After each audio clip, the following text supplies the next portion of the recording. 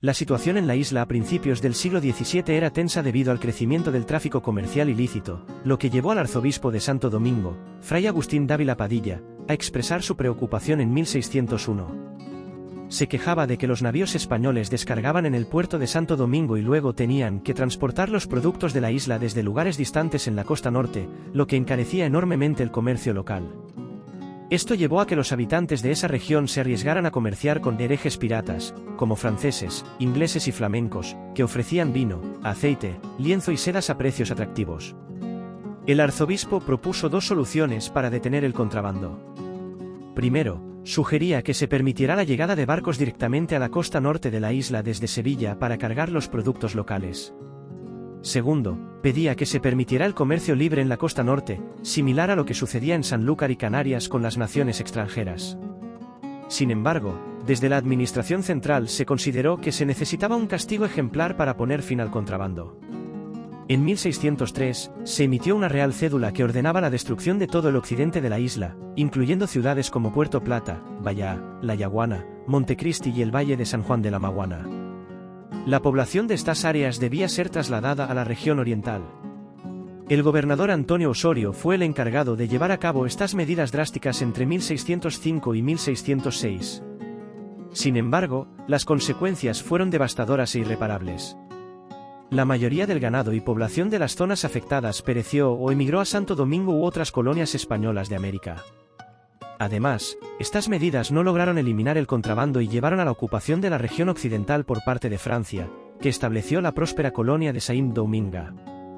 Las devastaciones de 1605 a 1606 dejaron un impacto duradero en la economía de la española, debilitando aún más la colonia y facilitando la expansión francesa en la región.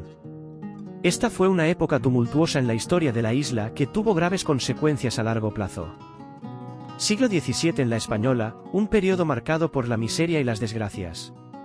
Durante esta época, la isla se enfrentó a una serie de crisis devastadoras que parecían no tener fin. Epidemias de viruelas y peste, plagas que arruinaban las cosechas y fenómenos naturales como ciclones y huracanes azotaron la región. Incluso un terremoto en 1673 causó estragos en las ciudades y plantaciones. Tras las devastaciones de 1605 a 1606, el gobernador Antonio Osorio realizó un censo que reveló una imagen desoladora de la isla. Había más de 600 unidades productivas, incluyendo ingenios de azúcar, hatos de ganado y estancias de cultivos como cacao, caña de azúcar, maíz, tabaco y más. El cacao prosperó durante la primera mitad del siglo, pero luego una plaga y un huracán lo devastaron. El tabaco también sufrió dificultades debido a la competencia de otras regiones americanas. A pesar de que se producía tabaco de excelente calidad en la Española, la falta de comercio adecuado limitó su desarrollo. El ganado, en particular, los cueros, se convirtió en el producto más destacado de la isla. Santo Domingo se destacó como el principal exportador de cueros a la península ibérica. La situación económica era precaria, con precios elevados en productos básicos y la monopolización del comercio por parte de unos pocos mercaderes. La falta de competencia llevó a precios injustos para los habitantes de la isla. Para empeorar las cosas, el Tratado de Ryswick en 1697 entregó la parte occidental de la isla a Francia, agravando aún más la difícil situación de la española. El siglo XVII fue un periodo de sufrimiento y declive económico para la española, marcado por epidemias, desastres naturales y la pérdida de territorio a manos de Francia. La isla luchó por mantenerse a flote en medio de un panorama desolador. El siglo XVIII trajo consigo nuevas oportunidades para Santo Domingo y su economía, a pesar de los desafíos previos. La colonia se reintegró en el sistema comercial colonial hispano y encontró vías alternativas para vender sus productos en otros mercados. Un factor crucial fue el espectacular desarrollo agrícola de la colonia francesa de Saint-Domingue, que tenía una creciente población que necesitaba alimentos. Esto llevó a una creciente demanda de ganado que se suministraba desde la parte española de la isla, legal e ilegalmente, lo que revitalizó la ganadería y estableció un intenso comercio en la frontera. El contrabando volvió a florecer en esta época, ya que era una forma de eludir las restricciones comerciales impuestas por la corona. Se estableció un próspero comercio en los límites fronterizos, donde se intercambiaba carne por una amplia gama de manufacturas europeas a precios favorables. Además, Santo Domingo se benefició de la actividad fundacional emprendida por los Borbones en diferentes regiones americanas, lo que resultó en la creación de 12 nuevas poblaciones en la isla entre 1704 y 1768. Estas poblaciones se establecieron en su mayoría con la llegada de familias emigrantes de las Islas Canarias, lo que aumentó la población, fomentó la vida urbana y estimuló las actividades comerciales. El reformismo borbónico introdujo cambios significativos en el comercio naval con las posesiones ultramarinas, incluida la creación de la Compañía de Barcelona. Esto indicaba el interés del gobierno central metropolitano en el desarrollo de la región, que hasta entonces había sido marginada. A pesar de los posibles temores de la corona sobre un desarrollo excesivo de Santo Domingo y su consecuente vulnerabilidad frente a Francia, esta etapa del siglo XVIII marcó un periodo de crecimiento económico y un resurgimiento de la importancia de la isla en la economía colonial española. Aunque había desafíos y restricciones, Santo Domingo encontró formas de prosperar y contribuir al imperio español en América. Santo Domingo era un lugar lleno de vida y actividad agrícola. Los testimonios de la época nos ofrecen una visión general de los cultivos que prosperaban en esta región. Desde el achiote hasta el tabaco, pasando por el cacao y el maíz, la diversidad de productos era impresionante. Pero, ¿cómo se utilizaban estos cultivos? La mayoría de estos productos se destinaban al consumo interno, alimentando a la población local y proporcionando los ingredientes básicos para sus comidas diarias. Había una gran variedad de alimentos, desde la batata hasta el plátano, que formaban parte de la dieta cotidiana de los habitantes de Santo Domingo. Sin embargo, entre todos estos cultivos, uno destacó por encima de los demás: el tabaco. Desde finales del primer cuarto de siglo, surgieron proyectos ambiciosos para impulsar el cultivo del tabaco en la región. El gobernador Alfonso de Castro lideró una campaña dedicada a sembrar grandes extensiones de tabaco, abaratar los costos de producción y exportar el producto a Europa. A pesar de su entusiasmo, la corona española no mostró un gran interés en esta empresa. Pero la historia no termina aquí. Manuel de Azlor y Urríes, otro gobernador, tomó el relevo y siguió con el sueño de convertir a Santo Domingo en un importante productor de tabaco. Aprovechando la ocupación inglesa de La Habana en 1762, Azlor envió cargamentos de tabaco a la península en un intento por impulsar la producción tabaquera de Santo Domingo.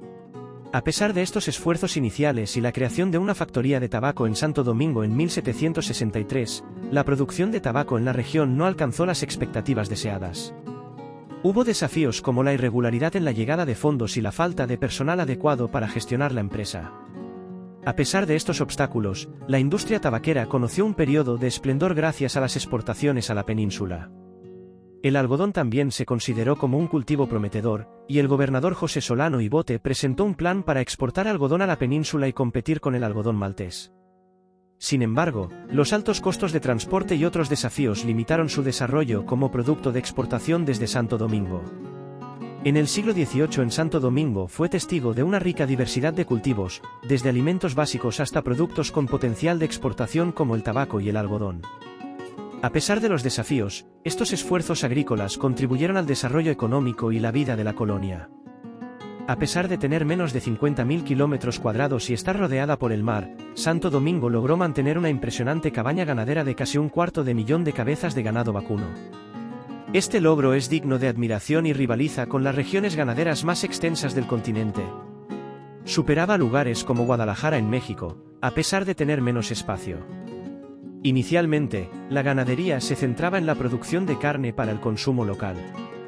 Sin embargo, en la práctica, se desarrolló un próspero comercio con Saint-Domingue, la parte francesa de la isla, a pesar de las prohibiciones impuestas. A través de este comercio clandestino, los animales eran llevados a los franceses a cambio de dinero, esclavos negros y productos europeos. Uno de los gobernadores más visionarios de Santo Domingo fue Pedro Zorrilla de San Martín, 1741 a 1750. Él ideó un proyecto para regular el comercio de ganado con los franceses de manera legal. Creía que esto beneficiaría tanto a la economía como a las relaciones entre las dos partes de la isla. Propuso establecer aduanas en la frontera para controlar las exportaciones y recaudar impuestos, lo que contribuiría a la Real Hacienda. A pesar de sus argumentos sólidos, el proyecto de Zorrilla no fue aprobado por el Consejo de Indias. Esto resultó en un retraso en el desarrollo económico de Santo Domingo, ya que se continuaron prácticas como el contrabando y la corrupción. Sin embargo, con el tiempo, la necesidad de fortalecer las relaciones y los conflictos bélicos llevaron a la implementación de un plan similar. La corona reconoció finalmente la importancia de la ganadería en Santo Domingo. La ganadería se convirtió en la principal riqueza de Santo Domingo en el siglo XVIII. A pesar de su pequeño territorio insular, logró mantener una cabaña ganadera impresionante, y finalmente, aprovechó esta fortaleza para impulsar el desarrollo económico y mantener relaciones fronterizas estables con Saint-Domingue. La historia de la ganadería en Santo Domingo es un ejemplo de cómo los recursos naturales pueden ser un motor para el crecimiento económico en condiciones desafiantes. En los primeros años del siglo, se formó una compañía para explotar una mina de cobre y azurita. Sin embargo, uno de los participantes abandonó el proyecto debido a los altos costos, y otro sufrió graves problemas económicos. Solo Francisco de Zufía continuó, pero sin mucho éxito debido a la falta de inversores y trabajadores cualificados.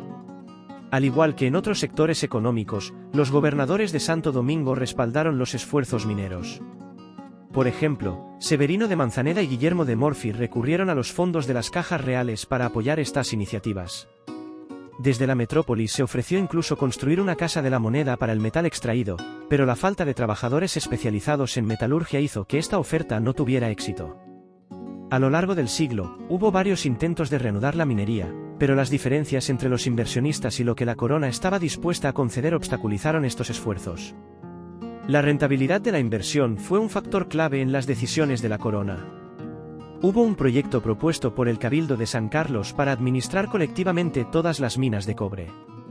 Sin embargo, el Consejo de Indias rechazó la propuesta, ya que incluía solicitudes como la acuñación de monedas y exenciones fiscales que la corona no estaba dispuesta a otorgar. Finalmente, en la segunda mitad del siglo XVIII, surgieron dos compañías privadas para explotar una mina de cobre en Cotuí y otra de oro en la Atalaya, Hincha. Sin embargo, la falta de mano de obra, problemas en la exportación de minerales, tecnología obsoleta y la falta de expertos cualificados limitaron su éxito. A pesar de estos desafíos, la actividad minera experimentó un resurgimiento después de 1750, aunque no alcanzó su máximo potencial debido a las dificultades mencionadas. A diferencia de otras regiones coloniales, Santo Domingo no logró una transformación significativa de su territorio a través de la minería en este periodo. En esa época, los Borbones, la dinastía reinante en España, tenían un ambicioso objetivo: revitalizar el comercio con sus colonias ultramarinas, y estaban dispuestos a hacer cambios importantes en el sistema colonial heredado de los Austries para lograrlo. Una de las primeras medidas fue la creación de la Junta de Restablecimiento del Comercio en 1705, seguida de la Junta de Hacienda y Comercio en 1713. Pero la medida más destacada fue el proyecto de galeones y flotas en 1720. Esto buscaba regular el comercio entre la península ibérica y las colonias, garantizando un flujo constante de productos y riquezas. También se implementaron normativas para el tráfico naval, como el uso de registros o navíos sueltos. Y para fomentar la inversión española en el comercio colonial, se crearon las compañías privilegiadas de comercio. Una de las medidas más importantes fue el decreto de 1765, que permitió el comercio directo entre distintos puertos peninsulares y las islas del Caribe, como Santo Domingo. Esto significó una apertura comercial significativa. El Reglamento de Comercio Libre, publicado en 1778, y una Real Orden de 1789 extendieron aún más estas reformas y concedieron exenciones de aranceles para los puertos menores de Indias, incluyendo Santo Domingo y Montecristi. Todas estas medidas tenían como objetivo principal aumentar el comercio con Santo Domingo, que previamente había sufrido un comercio limitado y un contrabando desenfrenado.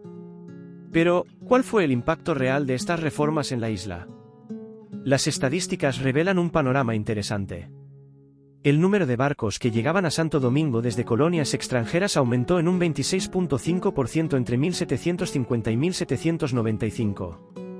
Sin embargo, el tráfico desde Santo Domingo hacia esas colonias extranjeras disminuyó en un 55%. Parece que los habitantes de Santo Domingo ahora preferían comerciar con otras colonias hispanoamericanas. Las salidas de barcos desde Santo Domingo hacia colonias hispanoamericanas crecieron notablemente, con un aumento del 42.6% entre 1750 y 1795.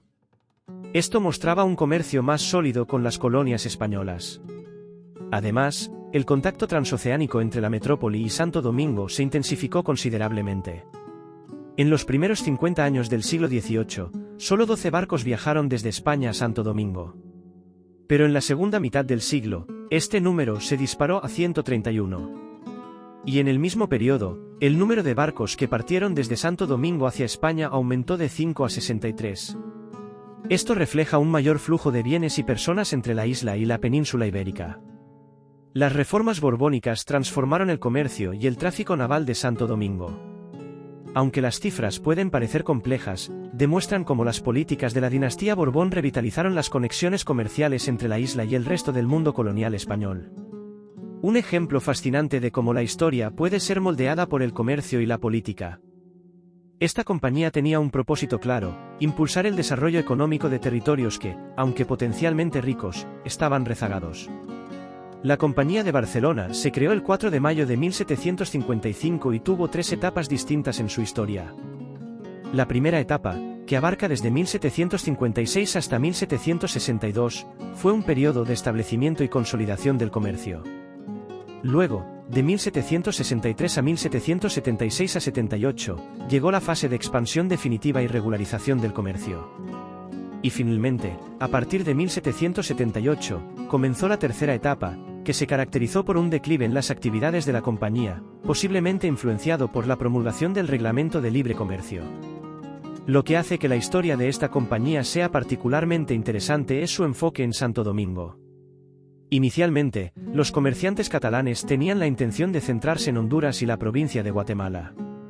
Sin embargo, el gobierno insistió en incluir otros lugares como Santo Domingo, Puerto Rico y Margarita en sus operaciones. A pesar de su corta vida y un periodo de prosperidad limitado, aproximadamente 15 años, la creación de la compañía refleja el interés del gobierno central en impulsar el progreso de una región periférica como Santo Domingo. Sin embargo, parece que las inversiones de la compañía en ultramar no generaron los beneficios esperados. Solo se distribuyeron dividendos en 2 ocasiones, en 1771 y 1777, y hubo suspensiones de pago en 1778 y 1779. Además, en Santo Domingo, hubo quejas sobre la falta de alimentos y ropa a precios razonables que la compañía debía proporcionar. Es posible que la compañía no haya logrado encontrar el equilibrio adecuado entre la oferta y la demanda o que no haya establecido relaciones sólidas con la élite económica local, que a menudo estaba involucrada en el contrabando y el comercio con Saint Domingue, una colonia cercana. También es posible que no haya aprovechado adecuadamente las riquezas de Santo Domingo ni invertido lo suficiente en su desarrollo agrícola e industrial. A pesar de estos desafíos, la compañía intentó establecer una refinería de azúcar en Santo Domingo y contribuyó a mejorar la infraestructura de transporte en la isla. Sin embargo, estas iniciativas no prosperaron debido a los años de atraso que Santo Domingo había experimentado anteriormente. El impacto del reformismo borbónico en Santo Domingo durante el siglo XVIII fue notable y tuvo consecuencias tanto positivas como negativas en la economía y la vida de la isla. Veamos cómo estas reformas influyeron en la historia de Santo Domingo. 1. Segunda mitad del siglo XVIII. A pesar de que en la primera mitad del siglo no se notaron mucho los efectos de las reformas, en la segunda mitad del siglo hubo cambios sustanciales. Se permitieron las transacciones comerciales terrestres con Saint Domingue a través de las poblaciones fronterizas, lo que impulsó el comercio en la región. 2. Creación de juntas y sociedades. En 1769 se ordenó la formación de una junta con el fin de impulsar el potencial económico de Santo Domingo. El sucesor de Azlor, José Solano, fundó una sociedad de hacendados que se centró en reactivar el comercio interno y promover la agricultura y la industria. 3. Real Cédula de 1786. Uno de los hitos más importantes fue la emisión de la Real Cédula de 1786. Esta cédula concedió una serie de privilegios para fomentar la economía dominicana, como la libre introducción de esclavos, la exención de diezmos para quienes desarrollaran cultivos específicos y la exportación de aguardiente de caña sin pagar impuestos. 4. Protección de la agricultura. La Real Cédula de 1786 reflejaba una enérgica protección de la agricultura. Se eximía del pago de diezmos a quienes se dedicaran a la agricultura, se promovían cultivos como el tabaco, el cacao, el algodón y otros, y se incentivaba la importación de esclavos para trabajar en las plantaciones. 5. Mejora en la economía de Santo Domingo. Estas medidas contribuyeron a una mejora notable en la situación económica de Santo Domingo durante la segunda mitad del siglo XVIII. La ciudad de Santo Domingo experimentó un bienestar palpable, con la reactivación de ingenios azucareros y un crecimiento económico evidente. A pesar de estos avances, la historia de Santo Domingo experimentó un cambio abrupto en 1795 con el Tratado de Basilea, que cedió la parte española de la isla a la República Francesa. Esto provocó la destrucción de la economía local, la emigración de familias y la venta de propiedades.